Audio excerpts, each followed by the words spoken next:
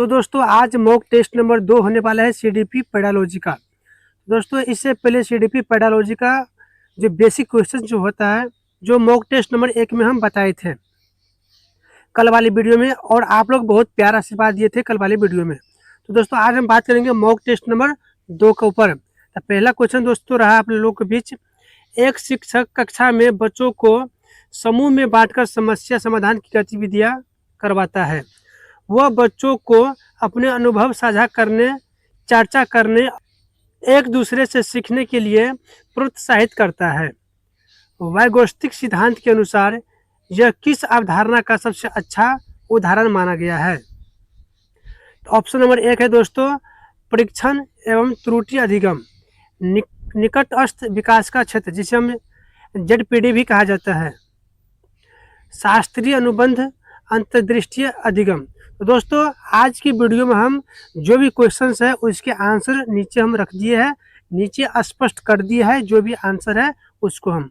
तो दोस्तों आज बिना विलंब किए हुए हम क्वेश्चंस को फटाफट देखते हैं। और आप लिए दोस्तों क्वेश्चन नंबर 1 का ऑप्शन है B right answer. Question number 2 के ऊपर बात करते हैं दोस्तों कि एक बच्चा नई जानकारी को अपने पहले से मौजूद ज्ञान के आधार पर समझने का प्रयास करता है। जो बच्चा के पास पहले से ज्ञान है उस ज्ञान के आधार पर कोई भी समस्या को समझने का प्रयास करता है बच्चों, ठीक है। लेकिन जब नई जानकारी पुराने ज्ञान से मेल नहीं खाती है तब अपने विचारों में परिवर्तन करता है। यह पियाजे के अनुसार यह प्रक्रिया क्या कहलाती है? तो पियाजे के अनुसार यह प्रक्रिया समायोजन कहलाता है। चलिए बात करते हैं क्वेश्चन नंबर नेक्स्ट के ऊपर। एक शिक्षक प्रत्येक विद्यार्थी की क्षमता, रुचि, सीखने की गति तथा पृष्ठभूमि को ध्यान में रखते हुए अलग अलग प्रकार की गतिविधियां तैयार करता है। यह किस सिद्धांत को दर्शाता है? तो शिक्षक जो है बच्चों को रुचि के आधार पर अपना गतिविधियां करवाता है। इसके लिए फर्स्ट ऑप्शन सही होगा, व्यक्तिगत भिन्नताएं। दोस्तों इससे आगे जो वीडियो हम बनाएंगे तो टैग वर्ड पर वीडियो बनाएंगे। टैग वर्ड को देखते ही आप लोग ऑप्शन को पहचान पाएंगे। देखते ही ऑप्शन को आप लोग तुरंत निकाल लीजिएगा बीच में से कि टैग वर्ड क्या होता है। तो टैग वर्ड का जलवा बहुत खतरनाक होता है इसमें। तो आप लोगों को हम नेक्स्ट वीडियो में टैग वर्ड बताएंगे, नेगेटिव पॉजिटिव बताएंगे। और हाँ, आप लोग एक बात समझ लीजिए कि सीडीपी के अंदर, पेडालॉजी के अंदर जो भी ऑप्शन आप लोगों को बालक के हित में मिल जाए, जो भी ऑप्शन आप लोगों को बालक के हित में मिल जाए उस ऑप्शन को भगवान मान के आप लोगों को चलना है। उसी ऑप्शन को टिक करना है जिस ऑप्शन में बालक को भगवान माना गया है, जिस ऑप्शन में बालक के सापेक्ष में बात किया गया हो। तो चलिए दोस्तों नेक्स्ट क्वेश्चन के ऊपर बात करते हैं, क्वेश्चन नंबर 4 के ऊपर। एक छात्र बार बार असफल होने के बाद पढ़ाई छोड़ने का विचार करता है। शिक्षक उसे प्रोत्साहित करते हैं, छोटी सफलताओं की सराहना करते हैं और उसका बढ़ाते हैं। यह किस प्रकार के पुनर्बलन का उदाहरण है? तो ऑप्शन नंबर बी सही जाएगा इसमें, सकारात्मक। नेक्स्ट क्वेश्चन के ऊपर बात करते हैं दोस्तों कि समावेशी शिक्षा का मूल उद्देश्य क्या होता है? समावेशी शिक्षा का मूल उद्देश्य क्या होता है? समावेशी मतलब होता है सभी को एक समान शिक्षा देना। तो इसके राइट ऑप्शन जाएगा सी, सभी बच्चों को समान अवसर और सहयोग के साथ एक ही कक्षा में शिक्षित करना। चलिए बात करते हैं क्वेश्चन नंबर नेक्स्ट के ऊपर दोस्तों। कोहल वर्ग के अनुसार यदि कोई बच्चा दंड के डर से नियम का पालन करता तो वह नैतिक विकास के किस स्तर पर है? तो वह नैतिक विकास के प्रथम स्तर पर है, पूर्व परंपरागत स्तर पे है। बात करते हैं क्वेश्चन नंबर नेक्स्ट के ऊपर 7 के ऊपर। एक शिक्षक बच्चों को प्रश्न पूछने, तर्क देने और वैकल्पिक उदाहरण खोजने के लिए प्रोत्साहित करता है। इस प्रकार का शिक्षण मुख्य रूप से किसका विकास करता है? देखिए बच्चों की विकास के बारे में बात कर रहे हैं। तो एक बात बताइए आप लोग, रटने की क्षमता बच्चों को आप लोग समझाइएगा या रटने पर जोर दीजिएगा? तो रटने वाली ऑप्शन गलत हो जाएगी। ऑप्शन नंबर बी रहा आलोचनात्मक चिंतन। चिंतन मतलब होता है खोज करना। बच्चे खोज करके कोई भी कंसेप्ट सीखेगा तो इसमें बच्चे को रुचि लगता है। तो इसका राइट ऑप्शन जाएगा बी। केवल स्मृति, सी ऑप्शन है केवल स्मृति। स्मृति मतलब भी होता है कि याद करना, याद करने पर जोर नहीं देना है। परीक्षा लेना, मतलब कि परीक्षा लेखन, परीक्षा में लिखना ही बच्चे का चिंतन नहीं होता है, इसलिए इसमें राइट आंसर जाएगा बी। चलिए बात करते हैं नेक्स्ट क्वेश्चन के ऊपर दोस्तों। बंडूरा के सामाजिक अधिगम सिद्धांत के अनुसार बच्चे सबसे प्रभावी ढंग से कैसे सीखता है? तो एक दूसरे को देखकर और उनका अनुकरण करके बच्चे सबसे बढ़िया ढंग से सीखता है। ऑप्शन नंबर सी इसका राइट हो जाएगा। बात करते हैं क्वेश्चन नंबर नेक्स्ट के ऊपर। एक शिक्षक पूरे वर्ष बच्चों की परियोजना, गतिविधियों, मौखिक उत्तरों और कक्षा सहभागिता के आधार पर मूल्यांकन करता है। यह किस प्रकार का मूल्यांकन है? ऑप्शन नंबर पहला है केवल वार्षिक मूल्यांकन, सतत एवं व्यापक मूल्यांकन, केवल मौखिक परीक्षा, केवल लिखित परीक्षा। इसका राइट ऑप्शन जाएगा दोस्तों 9 का बी, सतत एवं व्यापक मूल्यांकन। चलिए बात करते हैं क्वेश्चन नंबर नेक्स्ट के ऊपर। यदि कक्षा में कोई बच्चा सीखने में कठिनाई अनुभव करता है तो शिक्षक का सबसे उपयुक्त कदम क्या होना चाहिए? देखिए, और कोई बालक है कक्षा में और वो अधिगम करने में, कोई भी चीज़ सीखने में कठिनाई महसूस करता है वो, तो क्या करना चाहिए शिक्षक को? तो ऑप्शन नंबर सी इसका राइट आंसर होगा उसकी सीखने की आवश्यकता के अनुसार सहायता और वैकल्पिक शिक्षण रणनीतियाँ अपनाना। बात करते हैं क्वेश्चन नंबर नेक्स्ट के ऊपर। एक शिक्षक कक्षा में बच्चों को वास्तविक जीवन की समस्याओं पर चर्चा करने, समाधान खोजने और अपने अनुभव साझा करने की अवसर प्रदान करता है। यह किस शिक्षण दृष्टिकोण का सबसे उपयुक्त उदाहरण है? व्याख्यान विधि का, रचनावादी दृष्टिकोण का, रटने की विधि का, दंड आधारित शिक्षण का। इसका राइट आंसर जाएगा दोस्तों बी, रचनावादी दृष्टिकोण। से बात करते हैं दोस्तों नेक्स्ट क्वेश्चन के ऊपर। पियाजे के अनुसार 7 वर्ष से 11 वर्ष की आयु का बच्चा किस संज्ञानात्मक अवस्था में होता है? तो वह होता है मूर्त संक्रियात्मक अवस्था में। यदि कोई बच्चा अपनी सफलता का श्रेय अपने प्रयासों को देता है तो यह किसका संकेत है? यह आंतरिक प्रेरणा के संकेत है। जो अपने आप सीख के कुछ प्रयास किया है, कुछ हासिल किया अपने से सीख के, उसे हम आंतरिक प्रेरणा कहते हैं। Option number A right answer जाएगा इसका।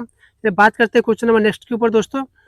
एक शिक्षक कमजोर विद्यार्थियों को अतिरिक्त समय, सरल उदाहरण और व्यक्तिगत सहायता देता है। यह किस सिद्धांत पर आधारित है? यह व्यक्तिगत भिन्नताओं का सम्मान देता है। यह व्यक्तिगत भिन्नताओं का सम्मान देता है। 14 का राइट आंसर जाएगा ए। हॉवर्ड गार्डनर के बहुबुद्धि सिद्धांत के अनुसार प्रत्येक बच्चा विभिन्न प्रकार की बुद्धियों का अलग अलग संयोजन करता है। राइट आंसर जाएगा इसका, राइट आंसर जाएगा सी। चलिए दोस्तों बात करते हैं नेक्स्ट क्वेश्चन के ऊपर, क्वेश्चन नंबर 16 के ऊपर। बच्चों की गलतियों को सीखने का अवसर मानता है तो यह किस प्रकार की कक्षा का संकेत है? बाल केंद्रित, दंड केंद्रित, परीक्षा केंद्रित, रटने वाली कक्षा। तो ये जाएगा बाल केंद्रित, जो बच्चे के अनुसार काम करना चाहिए। बात करते हैं क्वेश्चन नंबर नेक्स्ट के ऊपर 17 के ऊपर। बच्चों में सृजनात्मक बढ़ाने के लिए शिक्षक को क्या करनी चाहिए? केवल एक सही उत्तर स्वीकार करनी चाहिए, प्रश्न पूछने और नए विचार प्रस्तुत करने के लिए प्रोत्साहित करना चाहिए, या केवल पुस्तक पढ़ाना चाहिए, अधिक गृह कार्य देना चाहिए? तो इसका राइट आंसर जाएगा बी, प्रश्न पूछने और नए विचार प्रस्तुत करने के लिए प्रोत्साहित करनी चाहिए। बात करते हैं नेक्स्ट क्वेश्चन के ऊपर दोस्तों। समावेशी शिक्षा में शिक्षक की महत्वपूर्ण भूमिका क्या है? सभी विद्यार्थियों को समान अवसर देना शिक्षक का महत्वपूर्ण भूमिका होता है। चलिए दोस्तों बात करते हैं क्वेश्चन नंबर नेक्स्ट के ऊपर। यदि कोई बच्चा अपने शिक्षक के अच्छे व्यवहार की नकल करता है तो यह किस सिद्धांत का उदाहरण है? यह सामाजिक अधिगम सिद्धांत है। राइट आंसर जाएगा ए इसका। तो बात करते हैं क्वेश्चन नंबर नेक्स्ट के ऊपर। एक अच्छा मूल्यांकन है, ऑप्शन नंबर ए, केवल अंक प्रदान करना।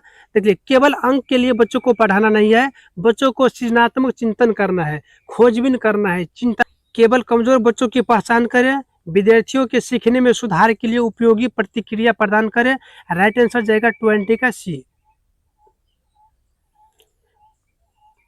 21 क्वेश्चन नंबर, एक शिक्षक कक्षा में बच्चों को किसी विषय पर अपने विचार स्वतंत्र रूप से व्यक्त करने, प्रयास पूछने तर्क तथा तर्क प्रस्तुत करने का अवसर देता है।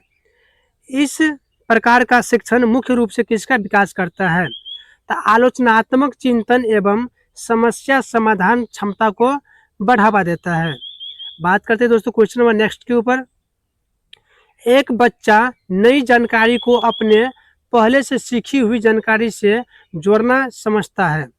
पियाजे के अनुसार यह प्रक्रिया क्या कहलाती है? यह प्रक्रिया समाकलन कहलाती है। 22 का राइट आंसर जाएगा ए।